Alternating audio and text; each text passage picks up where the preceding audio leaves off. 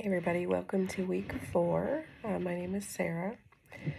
This week we used our textbook, How to Become a Positive Leader, Small Actions, Big Impacts, Building High Quality Connections. So I thought this was a really interesting read, or this chapter. So high quality connections contribute to individual flourishing and to team and organizational effectiveness. These forms of connecting call forth positive emotions that are life-giving. Barbara Fredrickson studies the power of positive emotions and suggests that these moments of connections start people on an upward spiral of growth and fulfillment. I know that in my own everyday life, when I have positive, high-quality connections with people, there's an overall feeling of wellness. So there are a few benefits for the high-quality connections from our text book that I found that were interesting. I'm going to read a couple of these off. So people who have high-quality connections are physically and psychologically healthier. People in high-quality connections tend to have greater cognitive functioning. High-quality connections also broaden people's capacities for thinking. When people in high-quality connections at work, they tend to be more committed, more involved, and they display more organizational citizenship behaviors. And at the organizational level, more high-quality connections enable greater overall employee commitment and engagement at work.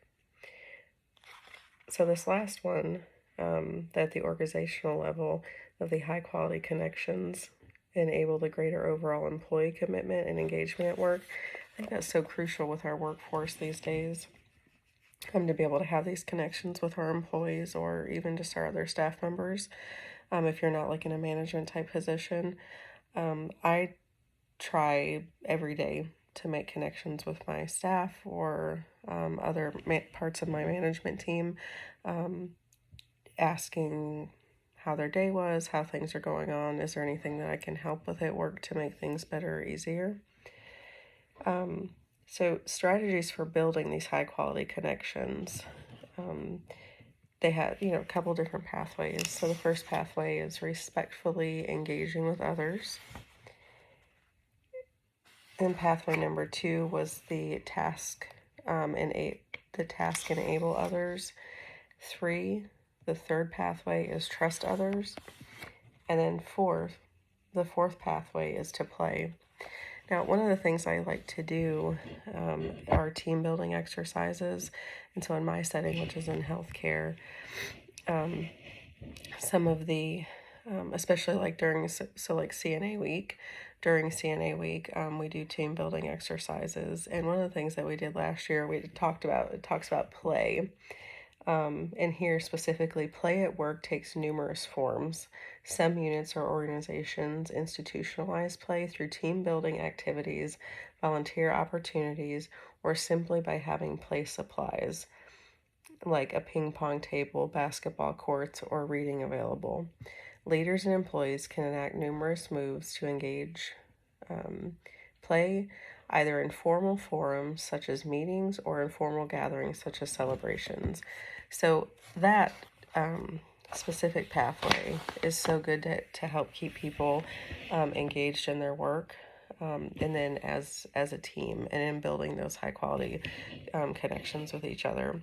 So back to the CNA thing, one of the things I did last year, one of the issues that we were having were the CNAs were not making the beds, either not making them at all or making them and it taking, all day long. And, our residents were unhappy with this. So as a team building exercise, we used bed making and offered an incentive. And so we put the CNAs in teams of 2.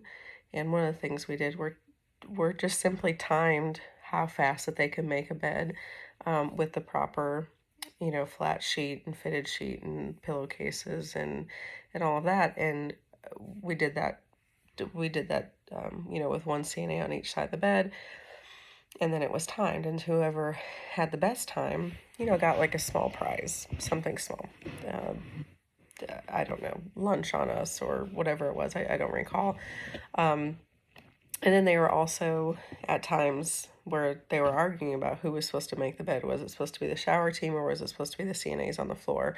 So what we did with them is we actually tied their two legs together, and they had to work as a team together to make these beds for the residents, because at the end of the day, we are there to serve. We're providing a service, and so we have to be able to function as a team that works together, and you have to have those connections to be able to do that.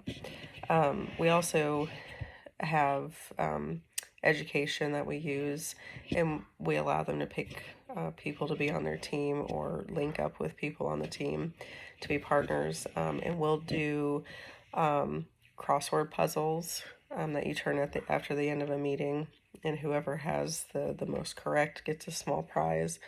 Some of the other things that we do, just for encouragement, it's not necessarily a game or to play, but we have a box of encouragement, so they have a place where they can write something encouraging about another staff member, and then we put those out on the board so everybody can see see those, not only the staff members but also the patients and the family members. So I think that high quality connections are so important, especially in today's society where we have really shut everybody out, or become extremely, independent, especially over the past couple of years, where we've kind of just,